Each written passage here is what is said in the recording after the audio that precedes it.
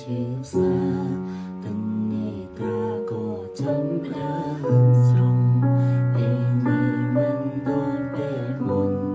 លោកខ្ញុំស្នេហ៍ក៏ចេញគូហងសូបានដល់សែនអាក្រមត្រលំមកវិញម្ដងទៀតហើយដោយគូហងរំលៀងដែលស្រឡាញ់មិនចង់ឲ្យគ្នា